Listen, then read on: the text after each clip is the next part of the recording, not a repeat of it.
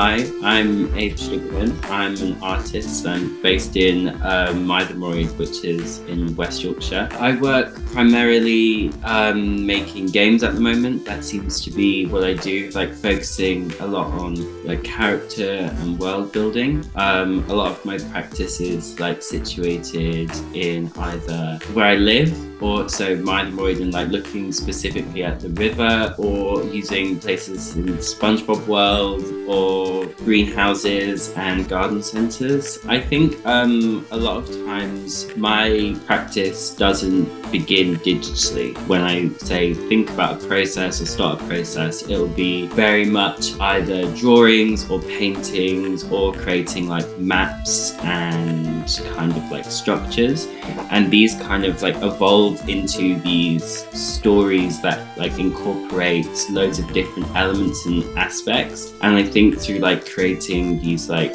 virtual and digital worlds and stories, I'm able to kind of pull these all together in a way which you can't do with other mediums. I'm also like really interested in kind of the theatrics of creating like video games and like the playability of video games, and that kind of interaction which you wouldn't necessarily be able to have both like within and without a gallery space. This is my desktop, pretty unorganized, kind of how I keep my IRL studio, I guess. You'll see like I have kind of what I'm working on now mainly up there at the top, which is kind of where I can kind of get an access there quickly.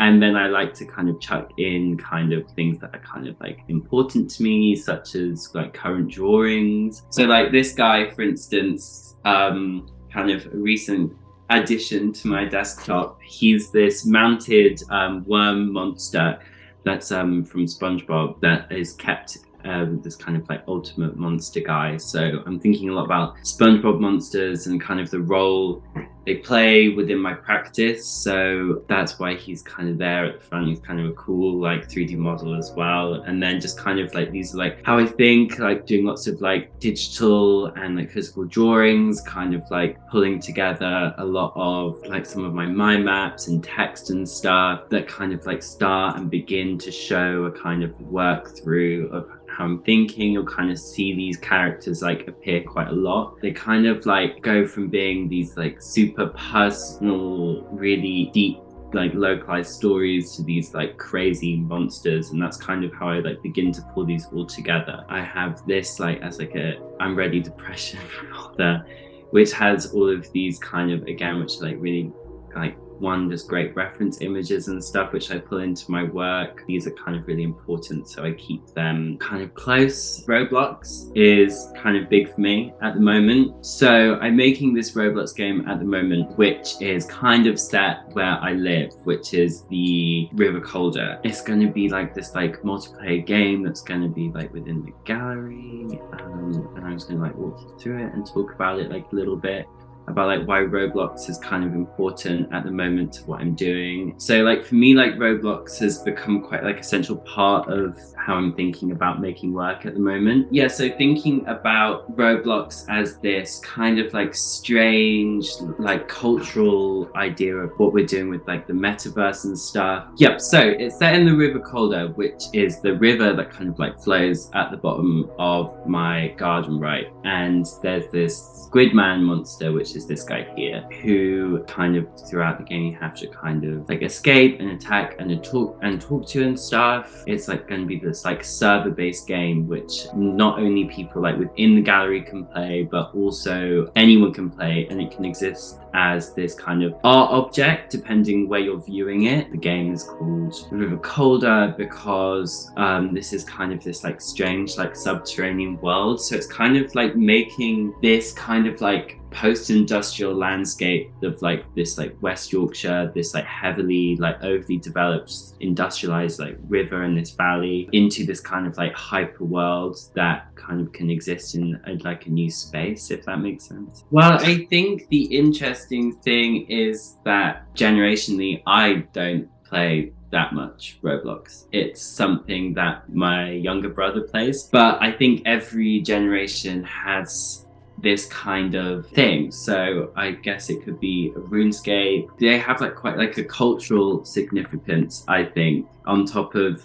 being, so even though I've played it with my brother, I am a bit more detached to Roblox, and it's also become this like strange social media platform. I know that like lots of like people and parents like don't understand how it works, right, and how like people communicate and use it, and the way in which like children can kind of use it and think like see like explicit content which they shouldn't, like the very like famous like scene with like Kim Kardashian when her kid like found out about like her sex tape through like a video that was playing on Roblox, which is supposedly just like, you know, a game that's kind of supposed to be similar to Minecraft, but has become this kind of like cultural shift, I think, for like the younger generation, how they like access material and like how they exist in the digital world in a way which I just don't think happens in other generations. Yeah, I mean, I always like to kind of, when I like make work, I like it to be like accessible on like multiple like different planes in terms of like how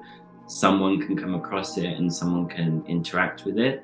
So I like something to kind of like work and exist as a game as itself. I mean, the role of like Roblox and art existing in this kind of like sphere, this kind of like digital world, is like creating these kind of interactions that could be like really small and really micro, but kind of like creating different ways in which we would interact with art, and different like generations would act with art. And I also think kind of I really specifically like the way which Roblox is kind of like quite hacky in kind of how it like creates these like really like basic games that are super like anyone can create with very little skill.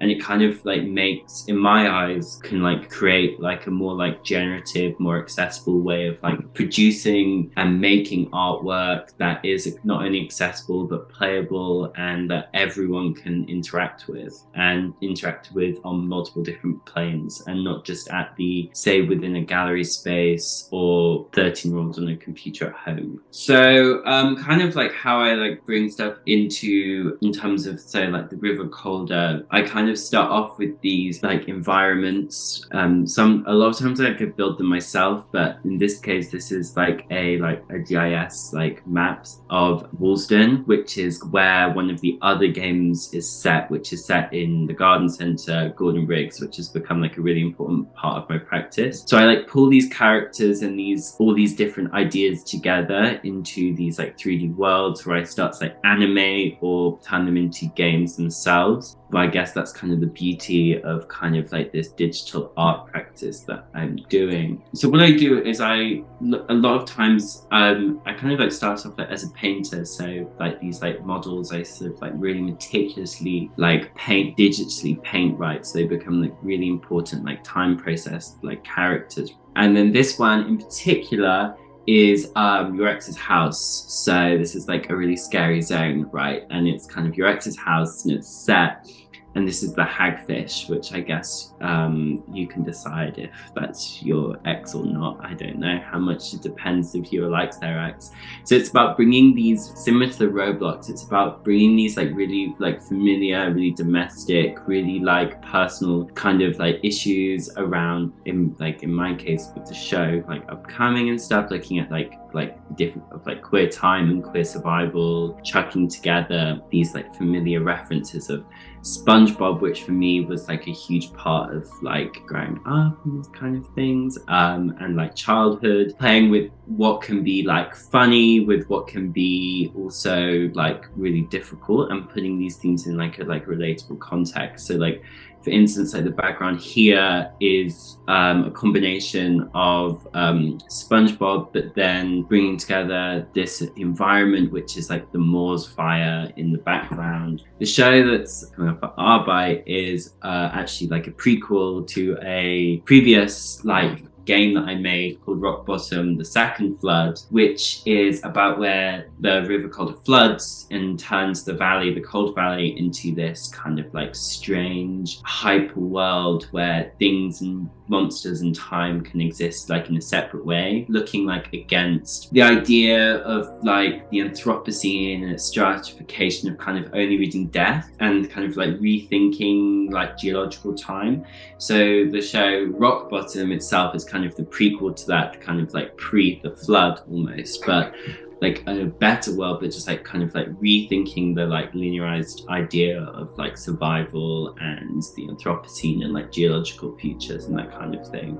This was like a really stupid like HTML based game, The Second Flood. The show coming in Arbite is the prequel to this one. You resurrect as a character, but it starts with the river called the flooding. So this is one of the games I'm making at the moment, which is called Rock Bottom, where you have like multiple locations where you meet loads of different characters. So characters are like really important to me, and so are monsters, right? So I kind of like think of them as puppets, and these like they either start off as like sculptures or digital models, and then they like evolve, and they often, for instance, this guy here, Mrs. Whiskers, has kind of like been reoccurring in my process for a really long time. SpongeBob and Patrick, they think that they have become men because they need to gain the confidence to go and like complete this quest and to go through like a really difficult trench full of monsters, right? And the only way they do that is because this mermaid gives them these two mustaches, which they think are real mustaches, so they become men, right? As they're on their way with this newfound confidence through this supposed masculinity, they come across this cat selling ice cream called Mrs. Whiskers, right? But this turns out to be a trap, and it's the uvula of this anglerfish, this bit here, with their bioluminescent kind of draw, and then through that they're tricked, but in this case it's like an ice cream thing as opposed to like a bioluminescent, and it turns into this like really scary monster that chases them. Why it became really interesting and important to my practice was because it was this idea of this like supposed masculinity through what actually was just like a kelp mustache, then using this kind of confidence that they were able to form through this masculinity is like based off this like SpongeBob town. I'm sure if any of you are familiar with SpongeBob, you'll like kind of like see this kind of like morphed and warped like SpongeBob-esque looking stuff. This kind of like relatable and vulnerabilityness of SpongeBob, and he escapes through this guy here in the game. So you have this balloon and he floats up. You use that to float out of the bottomless trench that you are trapped in. This is like a flowchart that I kind of got into using flowcharts because I was looking at like Mark Lombardi's conspiracy flowcharts and the conspiracy which like wrapped his death as well. And he makes these crazy diagrams of how like celebrities are linked to terrorist groups and stuff like that, and how money systems go around the world. And that's kind of when I started to get really interested in like the conspiracy use of these flowcharts, and then looking back at the jellyfish life cycle. So here, most importantly, the reason why I'm so obsessed with jellyfish at the moment is they can, have a normal life cycle, yet they can actually regress from Medusa, which is the jellyfish that we all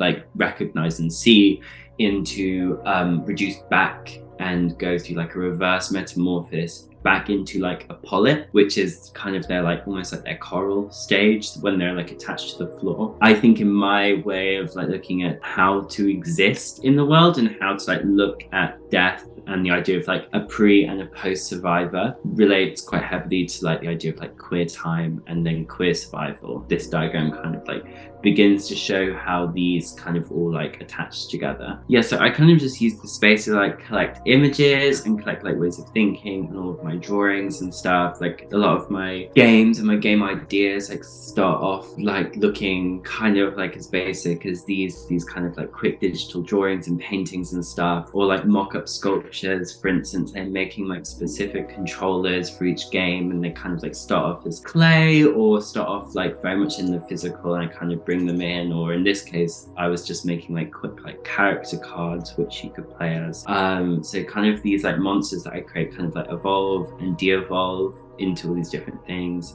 I'm just showing you this one quickly just to show you like how I like place these mind maps and this work into these games. So this is like a map of like the River Calder's like floodplain, and I'm like bringing these like slowly like incorporating these into the two. I like to make like scenes and like collections of people. So like this is like a whole other characters. We've just spoken about SpongeBob, and then we're gonna go like opposite direction of this like strange man here called Gordon Riggs, who owns a garden centre in Woolston, which is on the sort of West Yorkshire, Lancashire border. He is a guy that created this garden centre, and he's got loads of like strange things about being like a trade unionist, and like obviously they're not strange, but like these are quite like central parts of the garden centre in terms of they like document it and they make these displays. I think what I get like really interested in with him is this kind of like rural patriotism in this kind of like strange world that is the garden centre. Like I got really obsessed with grows a few years ago, like wheat grows, and these kind of like these like, you make the whole goal of a wheat grow is to make this world your as like perfect as you humanly can, so it grows weed without any like other things going in there. The garden centre became like the new obsession with the idea of like UV light, and kind of thinking about how they create these like really like perfect conditions and these like strange like models and like days out. And I know that like depending where you live, these like the role of the garden centre, which it can play like in like the community or your life, is quite big as well. I'm just going to show you this because he's quite a scary guy. He's a sea monkey. He's one of the characters as well. I think one big problem is you become sort of almost your expert of this world, when it's kind of like figuring out ways which you can let people in. I think that's why I've gone to like turning into like digital art and stuff, but making these games where you can really like bring all of these like really seemingly abstract concepts together into like one like very like familiar space. But yeah, it's almost like becoming a tour guide of this like crazy world that you've sort of spent quite a few years in your bedroom building, almost like entrance into the world, or at least dipping your toes in. I think people should come and see my show because it hopefully should be like a really interesting like convergence of like so many different like familiar and unfamiliar concepts and worlds and themes that hopefully will be brought together in this like really exciting space that should become kind of at least informative, hopefully fun to play, but also kind of like form like new like connections between what I'm trying to like different modes of like temporalities and survival and thinking, to kind of like rethink and redraw these kind of connections that we have, and also to kind of play some Roblox in it. What doing this whole process has been done is like how I want to like really like hone into like one specific element, that specific element into like a much larger project, or just like focusing in on one of these like elements. I kind of think that could be a really interesting place to go. I also think the Roblox space and this kind of like create your own game world space is kind of really exciting, and that's something that I'm really looking forward to doing. Bringing it back to the Calder Valley as well, that's something that I'd really like to do as well. Begin to like draw this kind of like cultural work back to, I guess, its starting place as well.